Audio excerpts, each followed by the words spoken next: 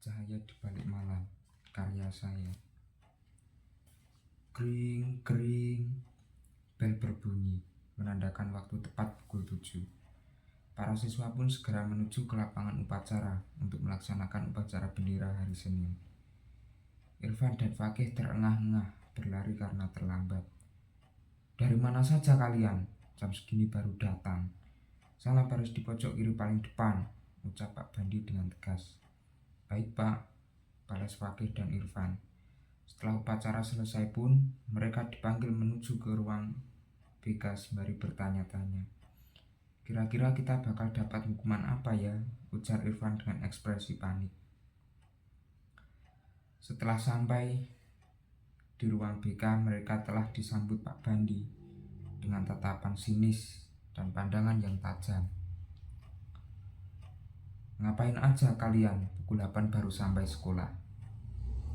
Kami bangun kesiangan, Pak. Brak, saya tidak mau mendengar alasan kalian. Pokoknya aturan tetap harus kalian patuhi, tegas Pak Bandi sambil menggebrak meja.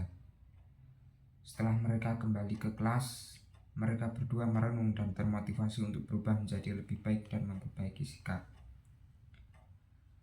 Keesokan harinya, Fakih pun bangun pagi pukul 4. Setelah melaksanakan sholat subuh, ia memulai hari dengan berolahraga. Setelah selesai, ia pun mandi dan bersiap datang ke sekolah lebih awal dengan semangat yang membara. Setiap pelajaran ia ikuti dengan baik. Kini ia pun benar-benar berubah dan ayahnya pun bangga karena segenap prestasi yang ia dapatkan. Ayahnya berharap Fakih bisa menjadi penerus karirnya di dunia militer. Ayahnya yang tak lagi muda membuat Fakih semakin menyadari bahwa ia merupakan satu-satunya harapan yang bisa menaikkan harkat dan martabat keluarga. Setiap malam, ia selalu berdoa dan selalu dihantui rasa keraguan. Apakah ia akan bisa mengemban tanggung jawab yang begitu berat? Tiba di suatu malam, saat ia sedang merenung, tiba-tiba terdengar suara. Bra! Fakih pun bergegas menuju sumber suara.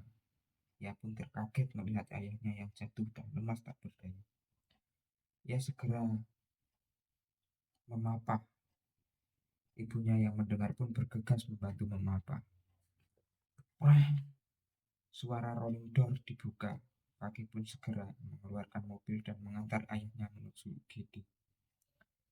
Para perawat yang sigap segera membantu dan dengan memasang monitor dan alat bantu nafas.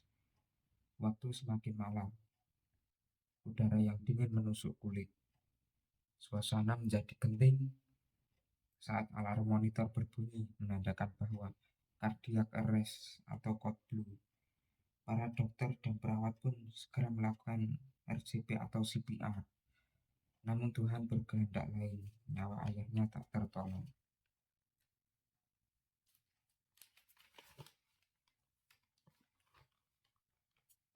Keesokan harinya, Fakih begitu tertekan. Teman-temannya memberi semangat dan motivasi. Semenjak kepergian ayahnya, Fakih sering melamun. Hidupnya hampa dan sepi tanpa gemerlap bintang. Semangat yang dulu membara, kini telah hilang.